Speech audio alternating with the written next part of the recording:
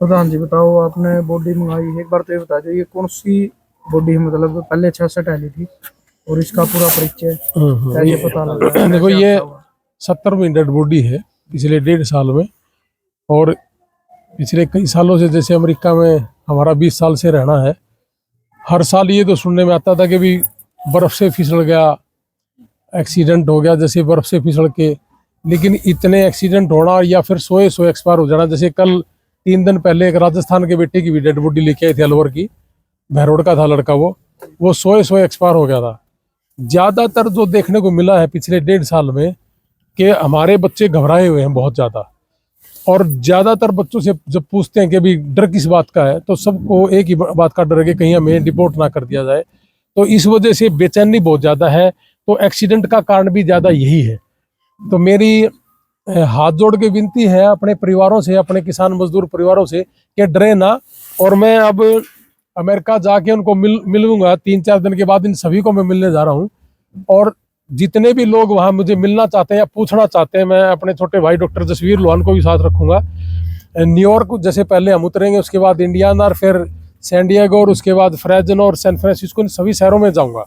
मेरा जाने का मकसद भी यही है कि हमने कुछ दिन पहले पैदल यात्रा करी थी और हमने एक हवन यज्ञ किया था कि किसी भी तरीके से ये डेथ रुक जाए और हमारे बच्चों का जो डर है वो खत्म हो जाए। लेकिन मुझे लगता है कि वहां जाके हम बच्चों से मिलना भी पड़ेगा।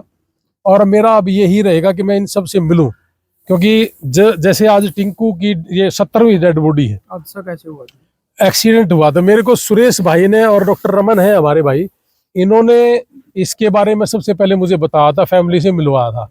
तो उसके बाद जब फैमिली हमें मिली तो ये बच्चा दूसरी स्टेट में था।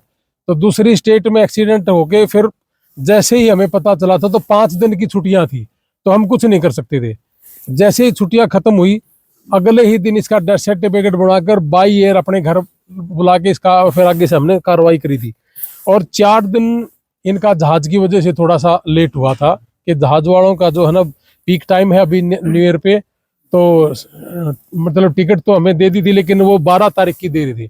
तो ये एक था एयरलाइंस जिन्होंने 12 तारीख को सुबह देने के लिए कहा था। कब गए थे जी अमेरिका? 2 साल पहले ही अमेरिका गया था, जैसे परिवार ने, सुरेश भाई ने, डॉक्टर साहब ने बताया मुझे। ये 2 साल पहले गए थे। और 2 साल पहले जाने का मतलब ये है कि 7-8 महीने तो जाने में लग जाता है। 40-50 लाख 60 लाख रुपए खर्च हो जाता है यहाँ से जाने से पहले। हाँ, ये डोंकी के रास्ते से गया था। और वहां जाके जैसे वकीलों के खर्चे भी होते हैं, उसके बाद वर्क परमिट और सोशल सिक्योरिटी आने में 7-8 महीने लग जाते हैं। उसके बाद फिर ये अपने काम पे जब चढ़ जाते हैं, फिर लाइसेंस बनवाना, तो ये 7-8 महीने से ये लाइसेंस पे लेके अपने ट्रक पे था। तो अब चलते चलते इनका एक्सीडेंट हुआ और उनकी डेथ हो गई। ये भी सुनने में कि इसके माता पिता बचपन में ही गुजर गए हाँ थे। जी, माँ बाप नहीं है, मौसी है, उन्होंने इसका भरण पोषण किया था जैसा कि मुझे परिवार ने बताया था। और भाई है एक एक मौसी का बेटा है, जैसे अभी देखा होगा आपने, वो रो ही रहा था। वो पिछले जब से पता चला तब से लेकर आज तक हर रोज इसका यही बुरा हाल है लड़के का। बहुत ज्यादा प्यार था परिवार का इनका। और ये हमारे जो परिवार है, हम कोई शौक में नहीं गए वहाँ। एक एक 1.5 एकड़ रह गया, तो इसलिए हमने ये जो रास्ते हैं, ये मुश्किल रास्ते हैं, इनको अपनाने का हमने जो कोशिश किया, प्रयास किया है। लेकिन मैं तो एक ही बात कहूंगा कि डरे ना, घबराए ना। ज्यादा से ज्यादा क्या होगा कि डिपोर्ट कर देंगे, आगे अपना काम धंधा खुद दोबारा कर लेंगे हम। ज्यादा डर की वजह से, ज्यादा बेचैनी की वजह से ये सोए सोए जो मरने वाली खबरें हैं अमेरिका के अंदर, इस जवान अवस्था में पहली दफा ज्यादा हुई। टिंकू का व्यवहार भी बड़ा अच्छा बताया है। टिंकू का जो व्यवहार था अमेरिका के अंदर, जिन जिन के साथ इन्होंने मिलकर काम किया है, मेरा बहुत से लोगों के साथ टेलीफोन पे संपर्क हुआ है। जैसा मेरा जानकार है, मेरे फ्रेजनो में जो मेरा घर था और हॉस्पिटल है, उसके जो पड़ोस में है, उसके पड़ोस वाले का मेरे पास टेलीफोन आया था कि अलवर से वो लड़का, उसके साथ भी ट्रकिंग में इन्होंने काम किया कि बहुत गजब का था। तो इन्होंने बहुत ज्यादा इज्जत वहाँ अमेरिका में भी कमाई। और गांव में तो आप देख ही रहे हो कि जी इज्जत का आसपास के गांव के रिश्तेदार। परिवार की स्थिति कैसी है? नहीं, परिवार की स्थिति होती तो अमेरिका जाने की जरूरत कहाँ थी। आधा एकड़ जमीन है। हमने तभी अपील भी करी थी कि भाई अगर इस तरह के हादसे हो जाए, मैं तो सरकार से भी यह अपील कर रहा हूँ कि भाई बहुत से लोग ये लिखते जी क्यों गया था जी, आधा एकड़ जमीन है इसलिए गया था, कि या तो सरकार प्रोवाइड करवा दे, अच्छा बड़ा लोन कर दे और इनको थोड़ा रिलीफ दे दे। क्योंकि हम किसान मजदूर परिवार, हमें बिजनेस का नहीं पता। अगर हम लोन लेके बिजनेस भी शुरू करते हैं तो 3-4 साल में जब सेट होएगा, उससे पहले ही हमारा कुछ ना कुछ खराबा हो जाता है।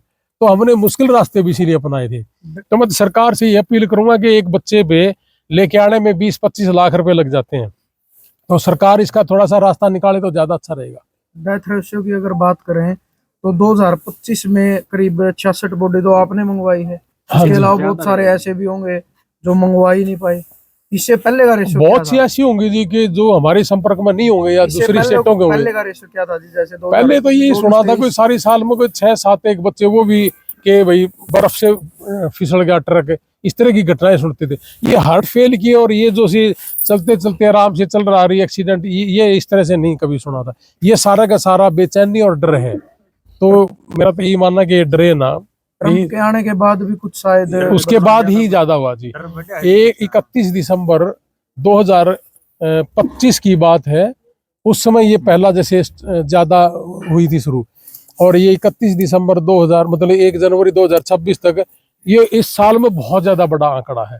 मतलब बहुत ज्यादा आंकड़ा के ये देखो कि हम भी जैसे अमेरिका के अंदर हैं तो 1-1.5 साल से लगातार घर बैठ के ही रोटियां खा रहे हैं, मतलब अपने काम धंधे बिल्कुल चौपट हो गए वहाँ।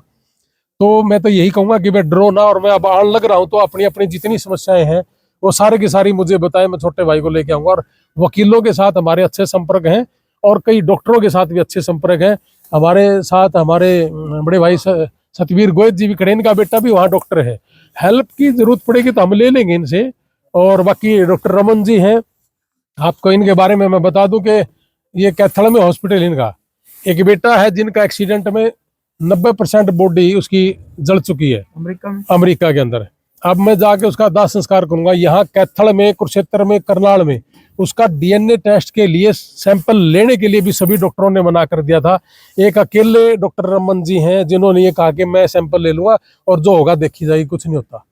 तो ये जैसे हमारे जो भाई हैं ये सेवा में आगे आए हैं सारे के सारे। ऐसे ही हमारे जो विदेश मंत्रालय में है रणधावा साहब हैं और गौरव हैं, उन्होंने जैसे ही मैंने कहा कि भाई हमारा टिंकू भाई है उसके लिए एक परमिशन के लिए है, नहीं तो 3 दिन लग जाते इस परमिशन में, तो उन्होंने 20 मिनट में परमिशन दे के हमारे को ये कह दिया कि जी परमिशन आ गया, आगे की कार्रवाई शुरू कर दे।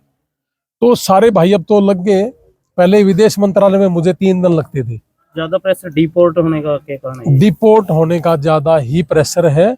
तो मैं तो यही कहूंगा कि ना डरें, और इतने लंबे तकड़े भाई हैं, कमा लेंगे खा लेंगे, केड़ रहे जो उसने करना कर लेगा, क्या दिक्कत है जी। लुआन साहब का मैं जितना धन्यवाद करूं, क्यों देवीगढ़ और सरगढ़ हमारे दुख सुख साझे हैं, तो मैं लुआन साहब का तहे दिल से और पूरे गांव की तरफ से इतना धन्यवाद करते हैं और परमात्मा से दुआ करते हैं भाई दोनों भाइयों को अच्छा स्वास्थ्य दे। और ये सामाजिक काम जितने भी हो उसके लुआन साहब आप करें, जहाँ पे नेता मंत्री काम करना छोड़ दे, उस परिवार के लिए आप तो एक भगवान किस्म के फरिश्ता हो। जिस भाई को विदेश से यहाँ पे अपने घर की मिट्टी नसीब हो जाए तो इससे अच्छा तो कुछ हो नहीं सकता। तो मैं सब लुआन साहब अभी विदेश में जा ही रहे हैं, तो जितने भी हमारे गांव गुआंढ देश विदेश से जा रहे हैं तो लुआन साहब से मिलो। किसी के कागजों में कोई दिक्कत है, कोई स्वास्थ्य में दिक्कत है किसी काम के प्रति, तो मैं कहता हूँ भाई लुआन साहब से वहाँ पे मिलना। और लुआन साहब मैं परमात्मा से दुआ करता हूँ ऐसे ही आप समाज का और हमारे जितने बच्चे हैं उनको ठीक मार्गदर्शक दुआओ भाई। आज से परिवार, अब ये रिंकू भाई 4 भाइयों में अकेला कमाने वाला था, तो परिवार के बहुत सारे सपने थे, सारे अधूरे रह गए। तो मैं उनको कहना चाहता हूँ भाई चलो, आप सरकार ने यहाँ पे रोजगार नहीं दिया, अपना परिवार है गांव में, हम अगर सरकार आपको डिपोर्ट भी करती है तो आप यहाँ पे आओ, कोई घबराने की जरूरत नहीं है। ये तो सामाजिक है, हर आदमी कोशिश करता है, तो आपने भी करी। तो मैं एक बार फिर आप सभी को और लुआन साहब का अपने गांव की तरफ से, देवीगढ़ और सरगढ़ की तरफ से इनका बार बार तहे दिल से धन्यवाद करता हूं। फिलहाल परिवार में कौन कौन